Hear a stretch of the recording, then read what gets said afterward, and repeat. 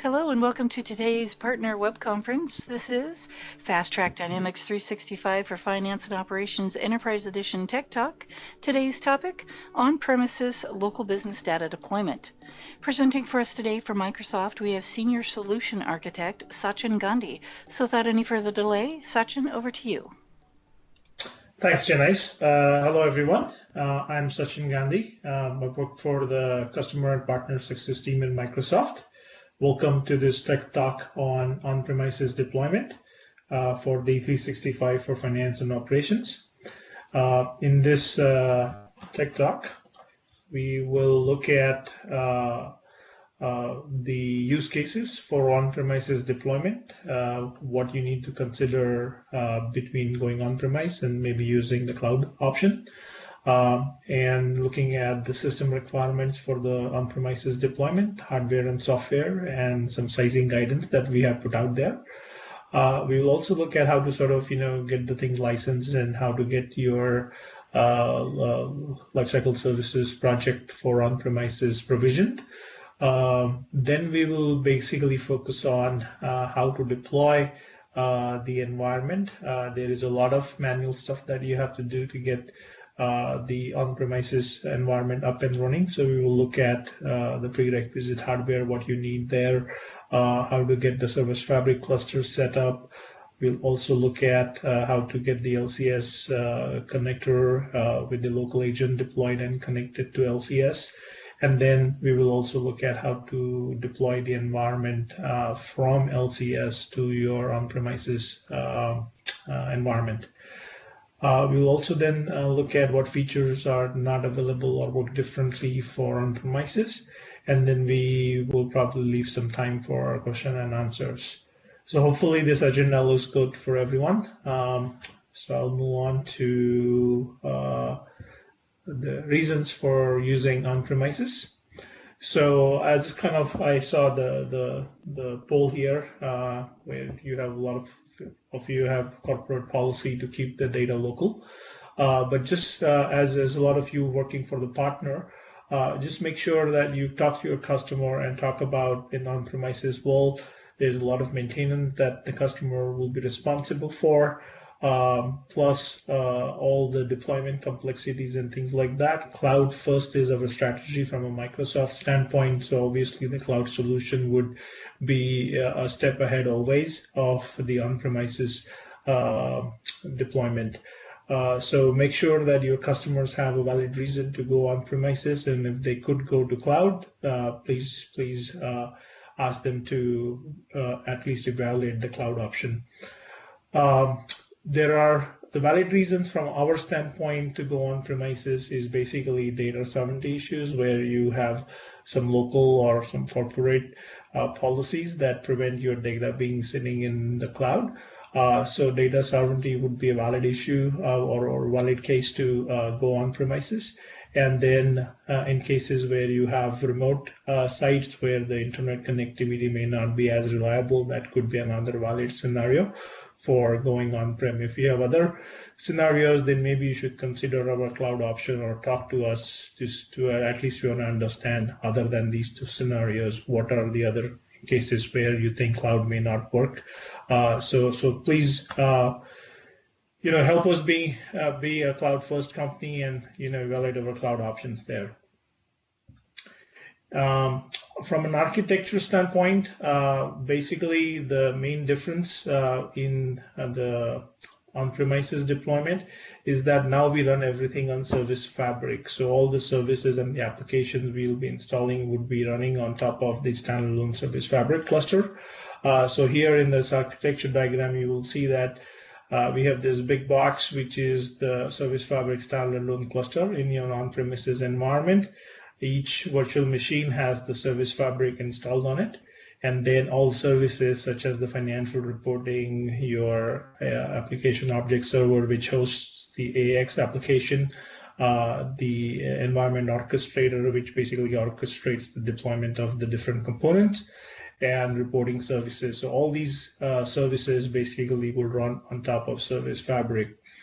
And the shared infrastructure that will be required would be basically your SQL Server cluster to host your databases, a storage cluster to basically serve as a file share. We need file share for two things. We will download the installation files from LCS and then basically deploy it to your on-prem. So there is agent share, which keeps the temporary files for installation. And then there is another share which will keep you the attachments that you attach in AX. So that's why you need a storage cluster. And then you will have your Active Directory and ADFS infrastructure for doing the local authentication in your on-premises environment. So that's sort of a high-level architecture. Moving on to the application lifecycle management architecture side of things. So the two things that will always be in the cloud are lifecycle services and Visual Studio Team Services. So when your developers do the development, whether they do the development in a VM, one box VM in the cloud, or they download the one box VM and run it on premises, those VMs will need to connect to Visual Studio Team Services, and the developer should be able to check in, check out code to the source control in VSTS. From there, you can have a build machine. The build machine will need to connect to VSTS, download the latest code, and do a build for you. From the build machine, you can then take the deployable packages and save them in the asset library, which is inside Lifecycle Services. And when you are trying to deploy an environment, you can then take the deployable package from Lifecycle Services, and then from LCS, you can apply the update or the deployable package to your environments which are on-prem. So in this diagram, you can see that there's a production environment and there is a sandbox environment. So in LCS, you will have the ability to basically go and push down an update or a deployable package to the production and the sandbox environment. Today, if you get it deployed, what you will see that once the environment is deployed, you have to basically hit delete on that environment, then reconfigure that environment with the new deployable package and push it down. We are working on kind of improving that story going forward, but that's what the process you will have to use. You will delete the environment. It doesn't delete the databases and stuff. It just basically removes the old version of the services on the service fabric. And then when you push down the new package, it will deploy a new version of the services on the service fabric, the one that you push down. So that's how you will basically do updates for now. So again, in this diagram, you can see your environments. The environment orchestrator, which is on your on-prem environment, will take the new deployable package and basically deploy the new assets to your service fabric cluster. Again, the shared infrastructure would again be your Active Directory, your file shares, and your SQL Server cluster. Okay. So there is some guidance we have put out from a hardware requirement standpoint. So what you would see, this is just a kind of a compiled table of that information that we have out. So from a minimum hardware requirement standpoint, we at least need 3 AOS nodes, 2 MR nodes, 1 SSRS node. So SSRS, we don't have scalability on that one yet. We are working on fixing that. So later on in the future, you will be able to scale out SSRS to multiple nodes. And we need at least 3 orchestrator nodes. Here are the minimum, basically, hardware requirements. So 8 cores for each AOS and about 24 gigs of RAM for AOS. Similarly, 4 gigs of 4 cores per MR or SSRS or orchestrator server, and 16 gigs of RAM per VM for these services. And if I kind of did the totals here, so you're looking at sort of 48 cores and 168 gigs of RAM at a minimum at your production environment. And this doesn't really include the sizing for your SQL Server, Active Directory, ADFS, and file share virtual machines or servers that you will be running. But hopefully some of these are already, part of the customer's infrastructure that you can basically re-leverage maybe. So that's kind of a high-level kind of minimum sizing requirements for the environment. On the SQL side, we are basically saying that you will need 2 instances of SQL because you will be doing clustering and keeping it in high availability mode. We are saying that at least 8 cores for SQL, and with 16 total of 16 cores between the 2 server, and 32 gigs of RAM per server at a minimum to go with it, and use SSDs for your SAN.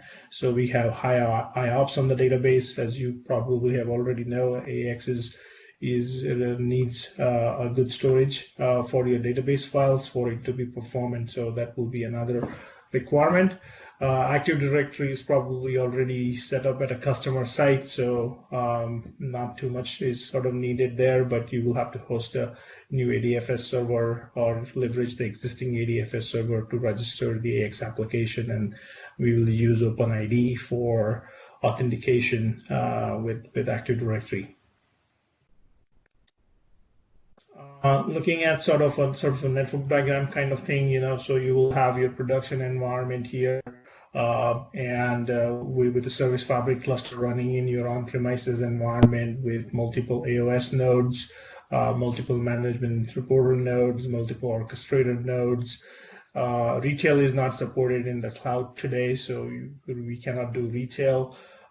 We have one SSRS node. It's part of the service fabric. Later on, we will be actually working on in scaling this out to multiple nodes. Your Active Directory shared infrastructure and your SQL Server shared infrastructure that's shown in this diagram.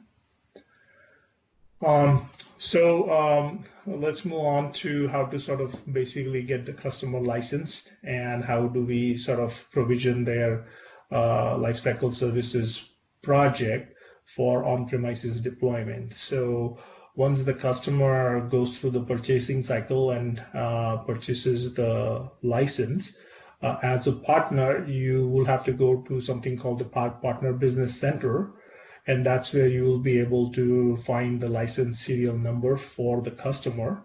So you will have to do as a partner and share that with the customer. Then here I have a link for provisioning guide, which basically guides you through the steps that you have to go through to get your lifecycle services project provisioned. So once you have the license serial number and you have the lifecycle services project provision, in the lifecycle services project settings, you can go to the ownership and organizations and ownership tab and paste in your serial number and save it there. That's the way you will basically license your on-premises deployment.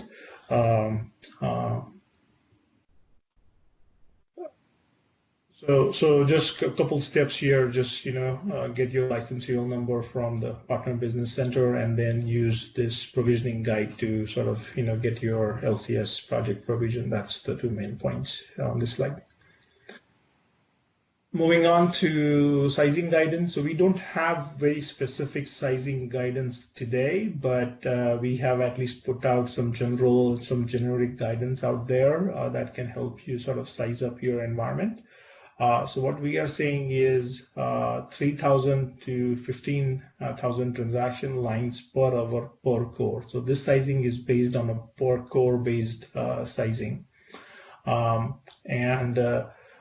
Based on the complexity of transactions or the modules that you're using, you may want to be at the lower end or the higher end of it. So if I find a customer doing a lot of complex kind of transactions on the SQL side, then I will probably tend to go towards using the 3K number to come up with the number of cores.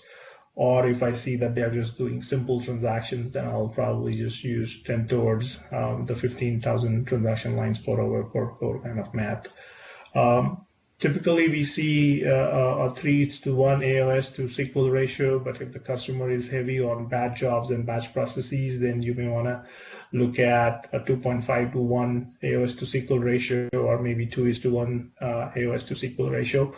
and anywhere between 2 to 4 gigs of RAM per core. So this sizing is per core, and you will have to then convert the core into the number of VMs and things like that from there.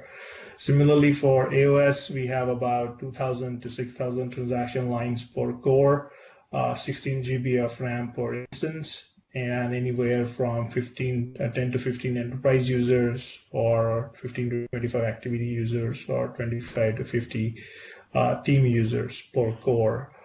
So you can basically, create an Excel spreadsheet, put this math in there, and then sort of come up with how many machines you will need to run the environment. So moving on to steps to deploy. So once you sort of have your sizing, you can start looking at how to deploy a sandbox environment or production environment. So steps for deploying, you basically need your LCS project for on-premise provision as a prerequisite.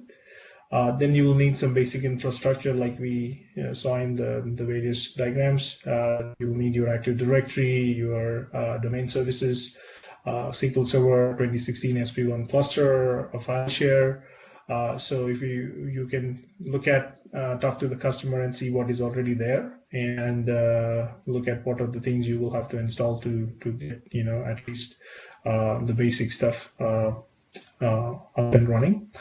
Then for installing AX or Dynamics 365 for operations, you will need to create additional VMs or actual physical hardware for orchestrator, AOS, management reporter, and SSRS. Assign static IPs to that, so you have valid IPs all the time, and then you will have to domain join those VMs. We do provide scripts for doing that, so you can use those scripts rather than manually going and clicking through the forms to do that. Prerequisite software, again, the prerequisite software, we now have scripts to help you install the prerequisite software, but I'm just covering it here just so you know. So on the AOS side, we need some ODBC drivers, the .NET frameworks, IIS. We don't run anything on IIS, but we need some DLLs that are installed as part of the IIS installation. So that's the reason you need IIS installed. SQL Server Management Studio, and some C++ redistributable and AccessDB engine. Those are the things that sort of get used on the AOS side. On the BI side, we need the .NET frameworks, SQL Server Management Studio, and SQL Server Reporting Services. On the MR nodes, we just need the .NET frameworks to be updated there. Here, there is a link in my deck for the setup documentation, so you can follow that if you haven't already looked it over already. So once we have just the VMs up and running for the various infrastructure nodes, what we need to do is go into our DNS and register these two names. One for AX, so it can point to your AOS nodes on Service Fabric, and another name for your Service Fabric, the orchestrator nodes on your Service Fabric, so that when we navigate to this name, we end up on one of the AOS nodes, or we end up on one of the orchestrator nodes. So this is what you will have to basically add the A records in your DNS for that. So then you can basically go to the LCS shared asset library in Lifecycle Services and download the installation files. The installation files is basically a set of artifacts, a lot of PowerShell scripts, and some config files. So, but the main file that you will be working with is this file called config-template.xml file. And this file is basically a way for you to specify some parameters that then will be used by the rest of the scripts to deploy the environment. So let me just walk you through the config-template.xml that I used for my lab environment. So here, if I go, this is my config-template.xml file. And here you will see that the first section is about the Active Directory service accounts. So this section will be used by the scripts to create the service accounts in Active Directory that will be then used to run the various services like your management reporter service, the AX service. So in this section, you have the opportunity to change the name of the service account. If you want to keep the names between dev, test, and different environments separate, you can do that, or you can sort of go with the default we provide.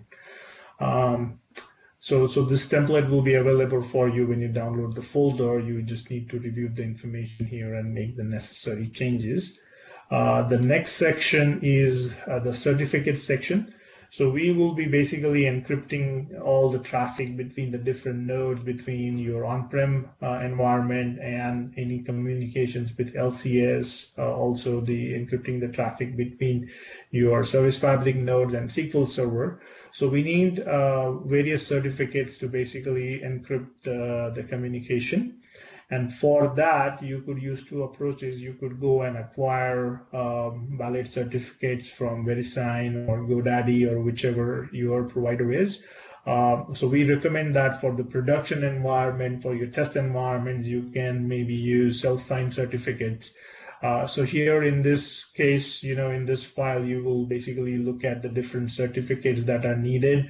A few sections that you have to modify is basically this protect to, so which user will have the access the private certificate. So you basically, specify that here. Rest you don't have to. Basically, you can let everything else be the default. The thumbprint will be empty at the beginning. But when you run our scripts to generate the self-signed certificate, those scripts will automatically update the thumbprint for the certificates that it will generate for you. So we have a Service Fabric certificate, a Service Fabric client certificate, a Service Fabric encryption certificate, then session authentication certificate, data encryption, data signing, financial reporting services, and orchestrator for your on-prem local agent. So these are the various certificates that will be used for your on-prem deployment. Here, then there is another section about the database server. So here you just basically specify the name of the SQL user and the name of your AXDB. So the application will understand that, and the scripts will be able to refer to that. Then the main node is really the Service Fabric cluster node. So here you will see that in this is the cluster name. So you can pick a cluster name for your Service Fabric cluster and specify that here. Then here, this first node type is the AOS node type. And in my setup, I have three nodes here. So each node stands for each AOS node that I will be deploying to my Service Fabric. So instead of 3, if I let's say have 4, then I will have the scripts to create 4 nodes of AOS. So in here you have to specify the name of your AOS VM and then the IP address of that machine. And similarly, you have to do that for the orchestrator type. So all for your orchestrator nodes. And for your reporting server node, again, you can only have 1 today. And then your management reporter nodes. So once you specify this, then this section will be used basically to create the scripts or the config files for deploying the Service Fabric cluster. So the main thing you will be doing basically when you download the files would be basically modifying the config template.xml to make sure everything looks good there, and then you can proceed with the rest of the deployment. So going back to my slide, so once you have the config template.xml updated, you can run the script to say create new service account. So when you run this script, which is part of the install files, you will basically be able to just quickly create the service accounts needed based on the data from the config template.xml file. Then you move on to creating your self-signed certificates for at least your sandbox environment. and you just run this other two scripts here, so the new self-signed certificate and the export PFX files. What these two scripts will do is basically create those self-signed certificates and then export them into a folder. So in my case, in my lab, you would see that, so these are the scripts that are downloaded, and when I ran the export certificate script, it created a folder called certs, and in this cert, it created the different certificates then that I can use later on for deploying my environment. Then once the certificates are created, you can run another script called export scripts.ps1.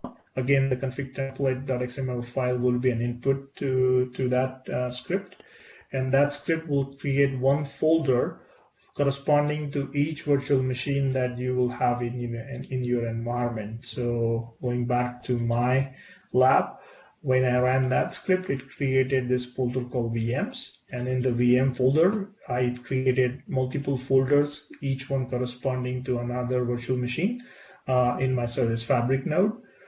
So in each of these folders, there are additional scripts and artifacts that we will need to then deploy to that particular VM with that name. So then what you do is you basically then take these folders, copy it to the corresponding machine, and then on that machine you run some additional scripts. So going back to my deck, so once you have the script, so here it's taking an MSI file path. So what the configure prerequisite script will do is install all the prerequisites based on given that the MSIs kind of exist at a shared path, and it will install all the prerequisites needed for that type of VM, that type of node. Then it will create the service accounts, register the service accounts on that machine, import the right kind of certificates that will be required on that machine, set the permissions on those certificates, and then you have this test the 365FO configuration.ps1 script, which will basically test that you have done all the steps before correctly, and you are ready to sort of now move on to your Service Fabric cluster deployment. To get the Service Fabric up and running, you have to basically download the Service Fabric standalone package and then install that on each of the VM that will be part of the Service Fabric cluster. Then you run another script that we provide, this sf cluster config.ps1 with the config template.xml as an input. And this script will generate another file called cluster config.json. This cluster config.json file, and then this cluster config.json file is used to create your Service Fabric cluster. So you take that new file and you use it as an input to the test configuration.ps1 command, which will basically let the Service Fabric basically test that it's ready for creating a Service Fabric cluster. And then you run the create Service Fabric cluster command, which will then go and create your Service Fabric cluster. So till this point, we will basically get a blank Service Fabric cluster running with no applications or services installed on it, and you will be able to navigate to the Service Fabric Explorer using your Service Fabric URL. So in my lab environment, just to show you how it will look, is if you go to this, this is how your Service Fabric Explorer will look. Here you see that I have 9 nodes, meaning I have 9 different virtual machines, part of my cluster. You're seeing 8 applications and 14 services installed because I've already finished the install. But if you just get the Service Fabric installed, you won't really see any applications or services installed at that point. For that, we will move on to the next steps in the deployment. So before we get more stuff installed on the Service Fabric, we have to take care of a few other things. So we have to establish the connectivity between your local environment and your LCS tenant. So for that, there is this script, add cert to service principal script, which basically takes the thumbprint of your local agent certificate. You can get that from the config template.xml file, because that once you run the generate certificate scripts, it will basically be updated in your config template.xml file. So you can take that. When you run the script, it will ask you to log into your Azure environment where your Active Directory is, and it will basically register the thumbprint with the service principal with your Active Directory. Then you will have to go and create the file shares, one for agent and one for storing the attachments that you attach to AX. And then the step number 11 is to basically get SQL Server configured. So SQL Server only allows encrypted communication. So for that, you will generate another certificate and install the private certificate on the SQL side, install all the public certificate on all of your Service Fabric nodes. So we have the public-private kind of encryption with certificates. And then you will update the thumbprint of the certificate at this registry setting. So SQL Server then knows which certificate to use for encryption. And you will also then go into SQL Server Configuration Manager on the protocols. You will say force encryption equal to yes. So after you do that, your SQL Server will only accept basically encrypted traffic, and it will only accept the encrypted traffic from machines that have that public certificate installed. Okay, so we got the SQL up and running now. So now it's our time to get the databases deployed. If you look at the files we provide in the LCS shared asset library, you will see that we have two types of database. One is a demo database and one is a blank database. The blank database is not really blank. It has a few schemas in it that need to be there. So based on your scenario, you can either use restore the empty one or restore the demo data one. So you restore your AX database, and then you configure the permissions on each of the database, and you create your orchestrator and the financial reporting database as well. And then you have to basically, there is a file available in the folder called credentials.json. You take that file, and in that file you specify your SQL username and the password for the SQL. And you run this invoke service fabric encrypt text command to encrypt that file. And you place that file in the agent share under a folder named credentials. So what will happen is when the local agent is installed, it would try to look at this location, the agent share location, and try to find a file called credential.json, and the credentials there, it will try to use those credentials to basically connect to the database and talk to your databases there. So so that step is required to let a way of specifying the credentials to the local agent so that it can proceed with installing the rest of the application. For authentication, you run this other script, publish ADFS application group.ps1. This script basically goes and registers the different applications that we will need OpenID configuration for authentication. So in my lab environment, if I go to my ADFS server and look at my server manager, tools, ADFS management, you will see that I have an application group here called Microsoft Dynamics 365 for operation on premises. And if I look underneath that group is where you will see that I have 3 applications registered, one for financial reporting, one for the AX application, and one for the workflow designer. So if you double click on these, you will get to a client ID, and these client IDs would be needed in the last step of the application when we try to deploy the environment from LCS to your on-premises service fabric cluster. Okay, so that's the ADFS setup. So once we are here, we have actually got all the basic infrastructure configured properly. We have also our databases and everything set up properly. So now we can proceed with sort of connecting your local environment with lifecycle services. So for that, you have to install local agent.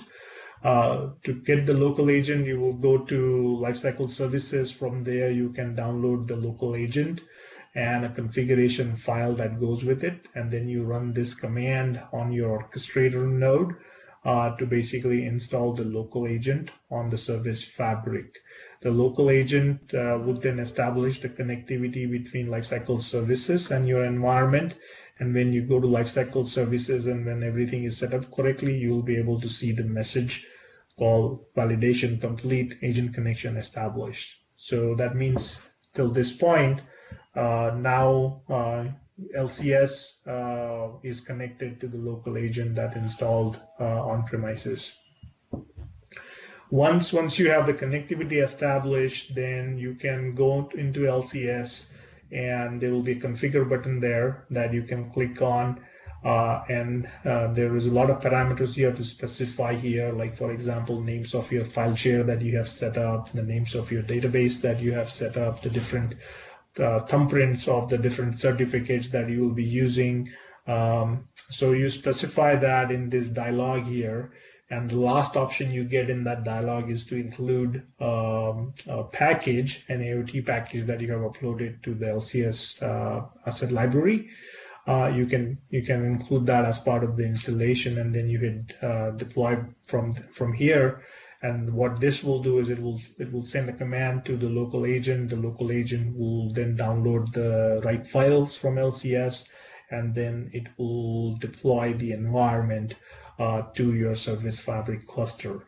So when all said and done, and if everything goes right, what you will be able to see is a screenshot like this, where you have 8 applications installed on the service fabric cluster and 14 different services installed on the service fabric cluster.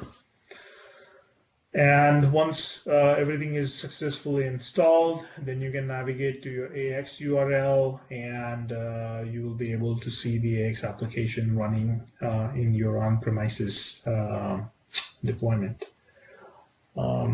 So that brings me to all the links to the various documentation. So just kind of quickly walk you through a little bit of that. So here, if I go to the landing page, here basically you have links to pretty much everything: overview, system requirements, hardware sizing, and how to get it, how to purchase it, and how to sort of get your lifecycle services project provision.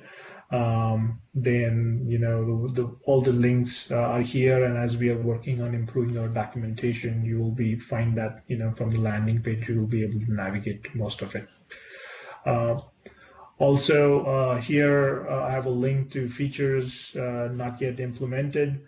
So this is quite a big list, because there are lots of differences between cloud and on-premises, and things that are available in the cloud are not available in on-premises. So we have things like Task Recorder, PowerBI.com integration, some issues with the SharePoint online or the SharePoint on-premises integration, electronic reporting.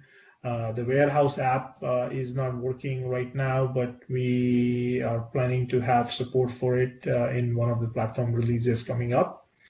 Bring your own database is not supported in on-premises. Retail is not supported in on-premises. I'm just calling out the main ones. Trace parser and the perf timer are also not available. SSRS is currently restricted to single node. We are working on the scale out story for that. And all the rich telemetry that is available in the cloud is not available on premises. So triaging issues and things like that will be a little more tedious if you're used to just logging into LCS and looking into the telemetry to detect problems. Few features that we don't intend to do anything about. So SSRS report viewer control doesn't work on premises. For that, we will render the reports as PDF, and the document routing agent is really not required in an on-premises environment, because you can connect to your local printer within your network easily. So the document routing agent is this doesn't apply to the on-premises deployment.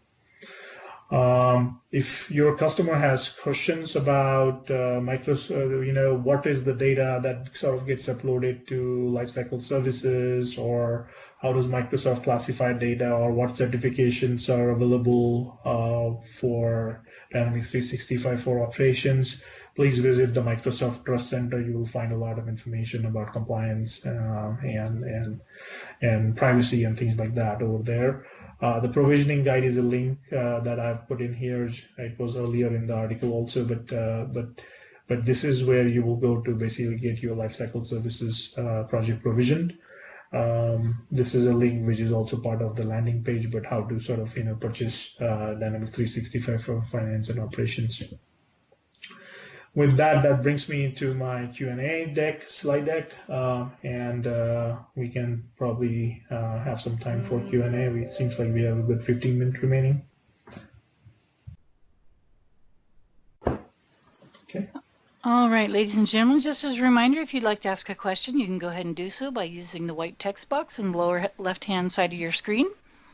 And while we wait for some of those questions to come in, I'd like to bring your attention to a link that I just posted in the messages panel. That's a link to a short survey for this web conference. And we ask that you please take a moment before logging out to access it. We hope that you found today's information helpful, and if you enjoyed today's web conference or have feedback on how we can provide you with a better event, this is your chance to let us know. The survey scores are on a scale from 1 to 5, with 5 being the highest score possible. And I am going to go ahead and turn it back over to Sachin to answer any questions that have come in. Sachin? Yep. So I'll be looking at the messages coming in here and try to respond to those. Yeah, so there's a question I'm reading here. What are the best practices for pre-prod instances? So my recommendation is that, as far as your development and unit testing is concerned, use the single box VM, whether you run that VM in the cloud or purchase it as a subscription from Microsoft or deploy it in your Azure subscription or run it on premises, doesn't really matter. So for your development and your unit testing, use the one box.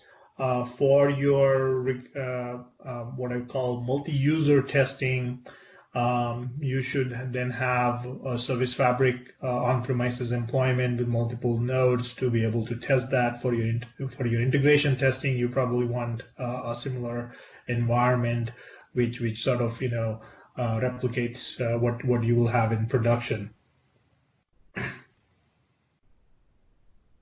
So there is another question here. Is service fabric setup required each time the setup is performed?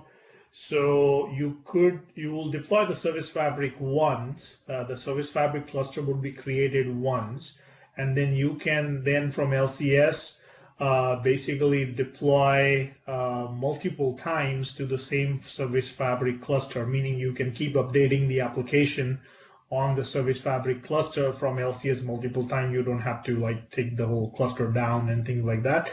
You will set up the cluster once, and then you will push your deployment from LCS the first time, and then you can push in updates as many times as you like without changing anything on the service fabric.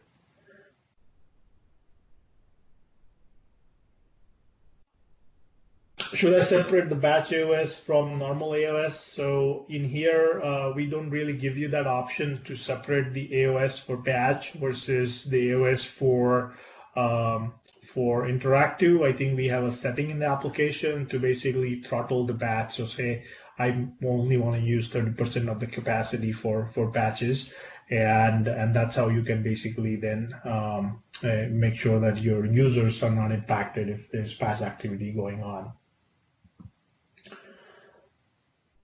There are a lot of questions around, can we get the PowerPoint? Yes, I think it will be shared. So Janice can probably tell you the information, but yeah, the PowerPoint and this deck will be available for you.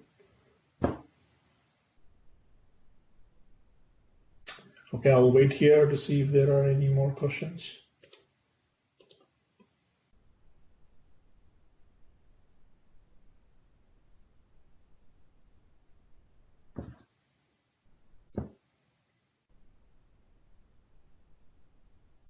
So I have a question here, which basically, if I want to rephrase it, basically saying we want to connect to VSTS.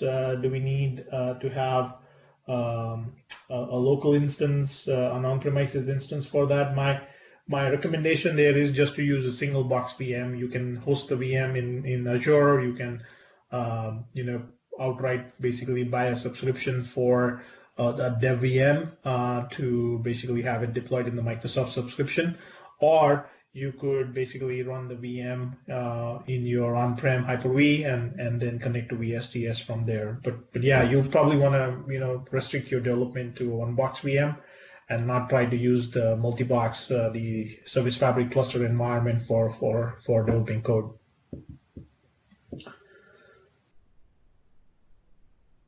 Why is the hardware requirement so much higher than the cloud? Well, really the thing is, the new thing that we are using here is the Service Fabric, and the Service Fabric basically needs a few things. Like, for example, it at least needs 3 nodes in order to have a quorum. That's why the main service, that is the orchestrator service, needs at least 3 nodes. And we just want to make sure that this is a highly available environment to deploy. So that's why the Service Fabric and multiple nodes of each service is needed. So that's kind of the short answer for that. Hi, Sachin. I would like to know if it's possible to reduce machine numbers collapsing 2 or more nodes on the same machine. Really, I won't recommend that, and I haven't really tried doing that myself, so no. You can probably try to host multiple VMs on the same hardware, and that way you can have multiple VMs and multiple nodes on hardware on the same hardware. So you can try that. But for production environment, obviously, if you have shared infrastructure underneath, you will have performance impact, things like that. So be careful with that.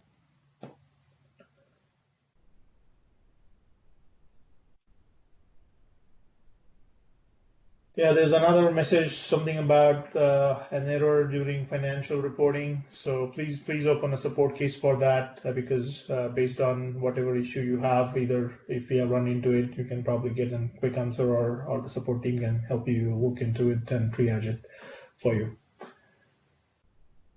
Okay, I am waiting for more questions to come in.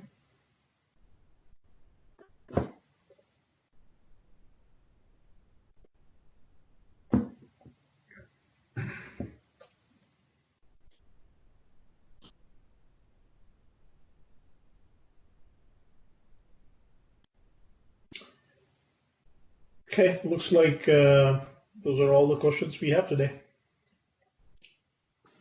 All right. Thank you, Sachin. All right, ladies and gentlemen, that's going to conclude today's Learning Media web conference. Attendees may access the web conference recording via the same registration link used to attend today's live broadcast. The PowerPoint deck will be made available in the follow-up messaging. Please look for an email from Event Builder in the next couple of days that will include details on how to access that. I'd like to extend a big thank you to our presenter, Sachin, and thank you, audience, for logging in and joining us today.